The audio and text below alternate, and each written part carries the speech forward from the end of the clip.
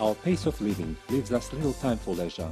Our program will give you a chance to experience the fascinating world of traveling, extreme adventures, hunting and fishing.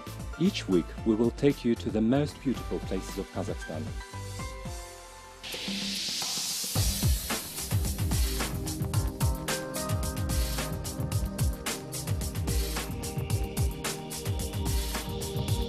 Every year, at the beginning of February, in Dortmund, the biggest international hunting tourist exhibition takes its place. The exhibitors of the hunting tourism display on the graphic board the wealth and diversity of the wildlife of their countries. Thousands of hunters move in together. They study programs, meet with the organizers of the exhibition face to face, and get sufficient answers to their questions. Thousands of contracts for hundreds of millions of dollars are signed every year at the hunting exhibitions. Reputable environmental organizations support international hunting tourism, as the money spent by hunters is directed to the protection and reproduction of the animal world in those developing countries where the state budget does not allow allocating enough funds for the conservation of nature.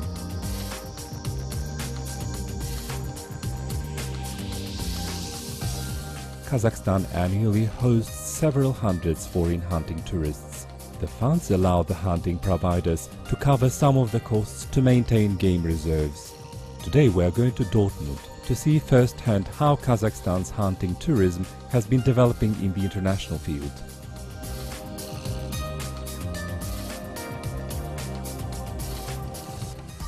The plane is approaching to land at the biggest international European hub. It's cloudy in Frankfurt. Alexander Ziegler, our compatriot from Tallikurgan, has come to meet us at the airport.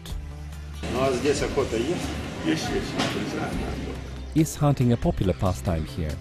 Yes, it is. There are boars, deers, hares and pheasants. Hunting is good here.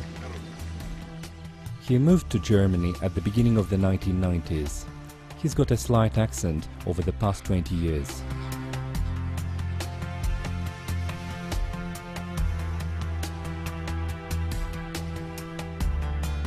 Alexander lives in a city called Khan, which is 45 kilometers from Dortmund. Khan is a little town with a population of about 55 to 60,000 people. It's quite cozy here, and we like it.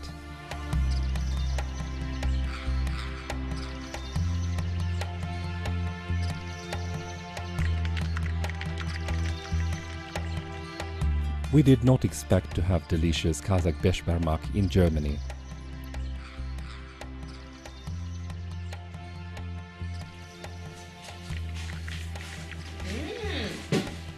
Очень вкусно.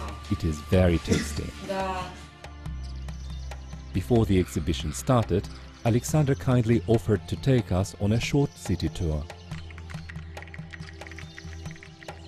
First, we decided to take a chance to see an old pipe organ and mount a pulpit where Luther allegedly used to read his very prophetic sermons.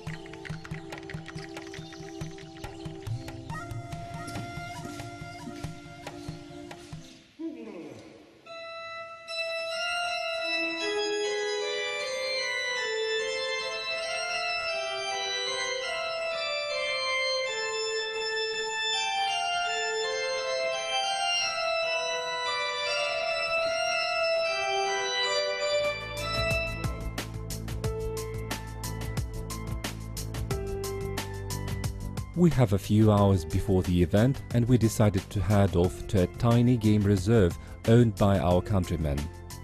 4 of our former Kazakhs have been leasing hunting lands from the local government. Alexander's apiary site is located here. We have been walking quietly to see roe deer. The area of the game reserve covers only 360 hectares, which isn't big by our standards. But this is just enough to get 12 roe deer and about 20 boars every year on this plot of land. There are plenty of roe deer here. It is the daytime now, so I don't know if we will be able to see them or not.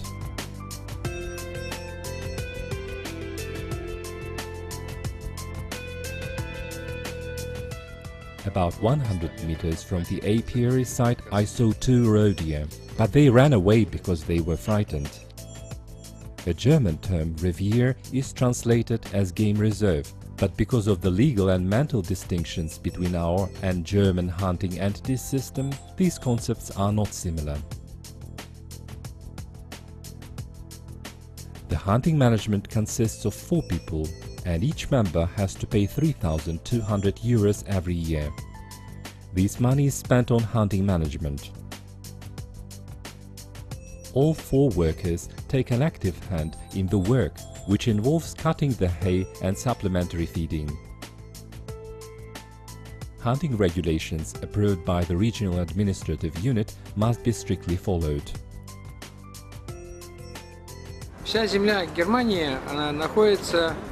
All German land is privately owned and permitted to game reserves. They are divided into ground sectors with no more than 1,000 hectares each. Authorization procedure allows hunting for animals, which is very flexible. The number of hunted animals is limited. It depends on the number of species recorded last year. The hunting farm members must sustain the animal members on a high level, which is counted by scientific organizations. Each biotope requires a certain animal number of each kind per acre. The entire hunting management is administered separately. It has got its own structure, and as soon as the hunting season is over, all the data is sent to the top, where it is processed and integrated. Once this is done and sent back to us, we can see what has happened in our hunting area. Not only are the hunters allowed to retain all excessive grazing stock they have to do. For example, if the breed is considerably increased, especially the roe deer, this will cause environmental damage, and the hunting management will have to pay a penalty. We have plenty of boars here, and they cause a lot of damage. We depend on the local farmers who complain about poorly organized hunting. They also ask us to keep the animals within the borders of the hunting area.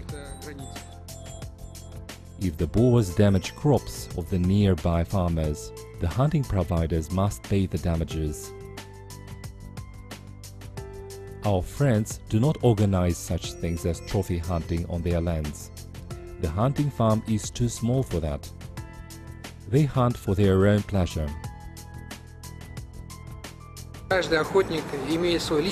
Each hunter has his personal interest. Since he is concerned with his own hunting land, his aim is to make sure it is in a good condition next year. It's time to say goodbye to Alexander and Robert. We are visiting exhibition tomorrow morning. The Westfalen Hall showroom occupies a whole block which is near the Dortmund stadium. There are arms manufacturers, clothes makers, equipment, food and tourist services that take 8 huge halls to demonstrate their achievements and latest innovations.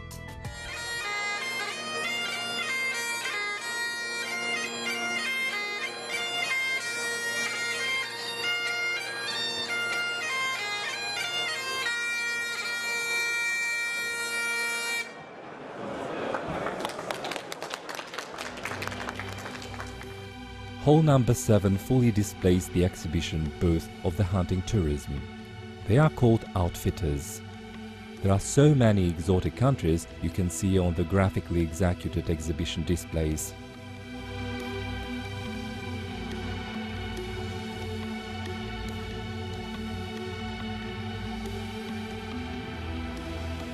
We walk around all exhibition displays and meet outfitters.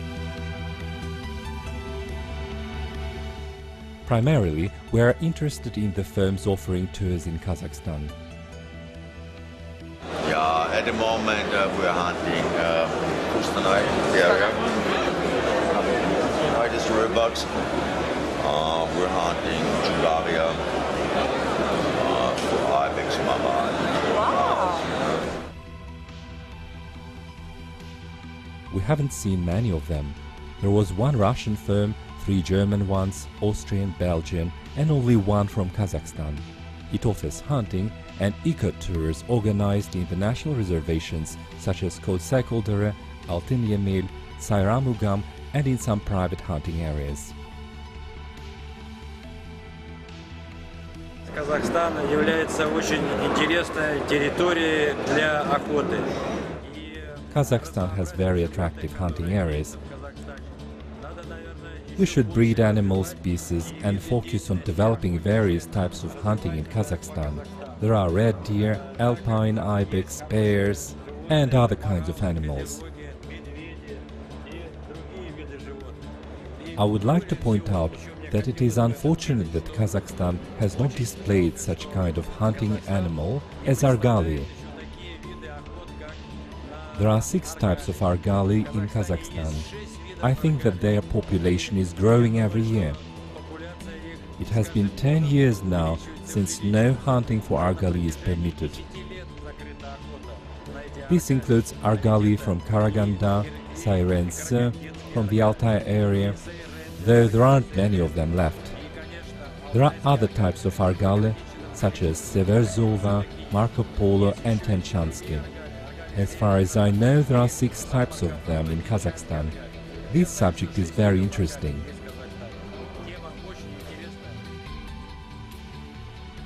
We decided to ask Gottfried Heer's opinion to find out on how big the trophy hunting is in Kazakhstan on the Western hunting market. This exhibition is for Europe's biggest. Really hunters, they go hunt in the fall come to this exhibition. This is a very important exhibition for the hunting business. Gottfried thinks that Kazakhstan has a unique set of trophy animal species. If the hunting entities are run correctly and well managed, it is possible to grow their population in 100 times, as is the case in European countries. These should also include extensive advertising of natural resources in Kazakhstan. Many foreigners do not know that there are many beautiful places for hunting in Kazakhstan.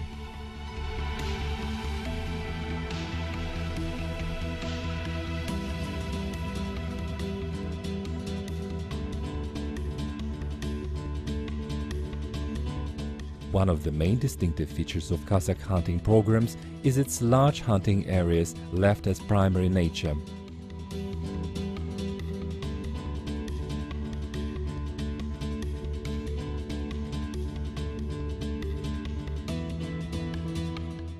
Areas of virgin nature have become a refined luxury. The rich are ready to pay a lot of money in order to hunt in such kind of areas.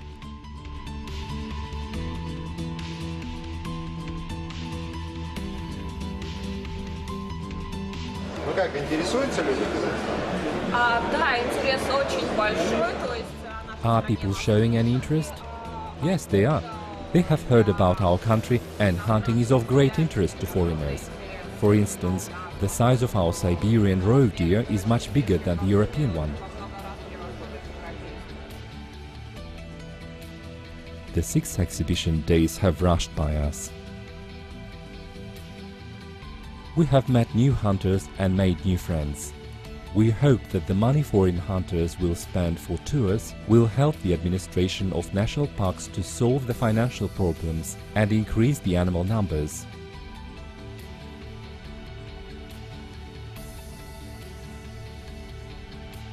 Our compatriot Alexander Ziegler has come to take us to the airport. Alexander makes a joke that we were escorted by the German police, but in reality, the police are controlling the traffic in Frankfurt-Düsseldorf highway.